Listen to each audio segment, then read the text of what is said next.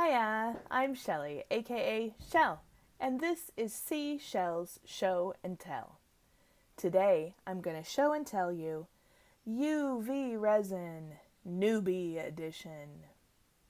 UV resin is a one-part resin that cures from the sun or from a UV lamp, and I was so excited when I found it as a medium a few months ago, and I've been playing with it ever since.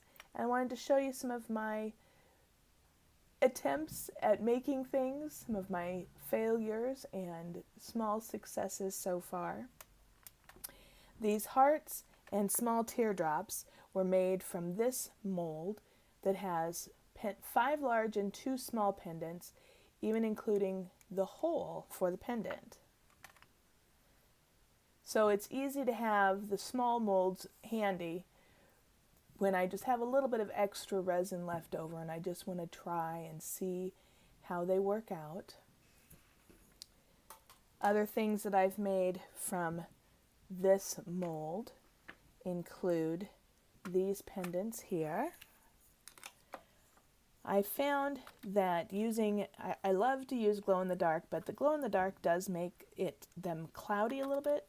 For example, the darker color is the glow-in-the-dark part, but it makes it cloudy enough that you can't see all the way through it.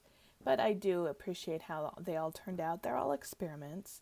The little heart mold has a little bit of a lip, and what I learned with that is if you don't fill it up to the lip, you can just get a plain heart. The lip itself, if you see, is a little bit like a lace perhaps, and so if you do fill it up to that part, and I'll show you, I was trying to make kind of a clear layer in between, but if you fill it up to that part, you get a little bit of a fringe around the outside. Or when you're me, a beginner, you try to do the fringe part and you end up kind of mucking it up. But I'll be able to break off that outside part and make it look like a regular heart like this one. And I do really love some of the glitters that I've gotten and some of the fancy mica, I think is what it is, mica pieces.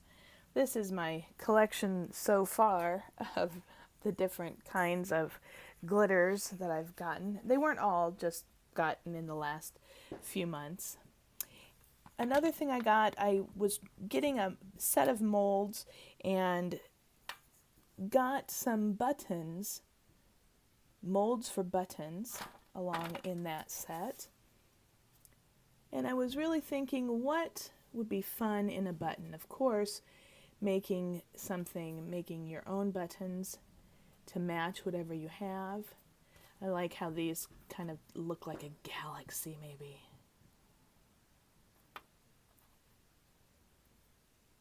And they're definitely not perfect. You can see little pock holes. But one of my ideas for a large button might be if you were making a scarf or a shawl, not a scarf, but more like a shawl, that you would need a button, is to put a piece of the yarn itself into the resin. So that's just one of the experiments that I've tried. With the UV resin, I was turned on to the Sophie and Toffee box. That's really how I first learned about this. And in one of the boxes I got from them, it was a Harry Potter box, and it had these wand molds. So I made, I guess this one was the first one that I made, attempting to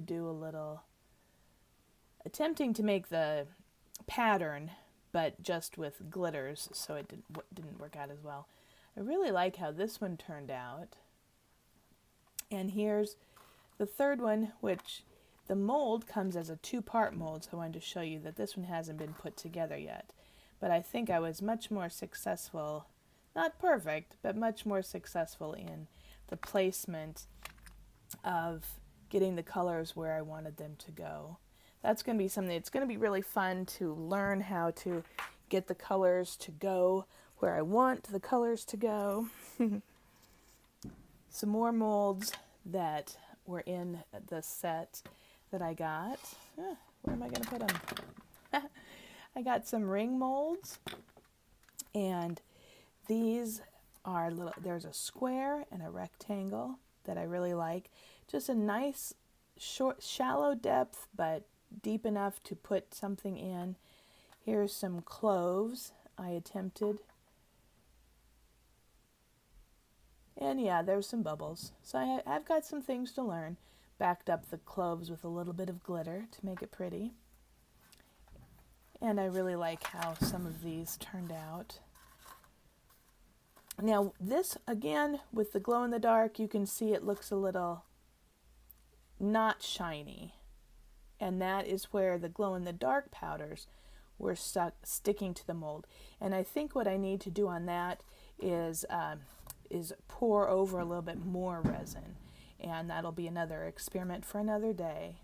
And here's some more of the mica. Very pretty. And some rings. Rings were something I really, really wanted to try. And I have definitely not perfected the rings because the backs of these, maybe it would be better if I just zoom in a little bit. The backs of these are all pretty raw. And I'm not completely sure the best way. The first ring that I made was this one. And I overfilled it thinking that I needed to fill the mold all the way up, when I think I should have only filled it up to about there. So in these other rings after that, I was trying to only fill it up to there, and I didn't quite fill it up enough. So perhaps it's better to overfill and then sand down. But from what I've understood from all the tutorials I've been watching, when you sand, then you have to kind of go back with a little bit more resin. And so I'm not sure exactly how that will affect a ring. So I've got a lot more experimenting to do. See, here I was sanding, and so where I've been sanding is definitely not shiny and pretty. So I'll probably put a little bit more resin back there. And some of these have glow in the dark, which I'll figure out eventually how to be able to show you the glow in the dark properties. But this one will glow pink, and this one glows in even different color. Trying for some two-tone. I really hope to make a bunch of rings that I might be able to find homes for and actually maybe put some in an Etsy shop at some point. Again, take a look at all these beautiful glitters, some from the Sophie and Toffee box, as I said, some that I've picked up at other places. And I did also have a bead mold. And here are the beads that I've made. Again, there's the trick of the overfill or the not fill it up quite enough. And clearly this one did not get filled up enough. So I've still got a lot to learn on how to get everything just how I want it. But I'm certainly having lots of fun playing with it. And even put a little extra leftover resin on a rock for a art abandonment project. So thanks for looking. I hope to show you more resin projects in the future. And I hope to actually get good at making resin projects in the future, so they'll be even more fun to look at. Thanks for watching.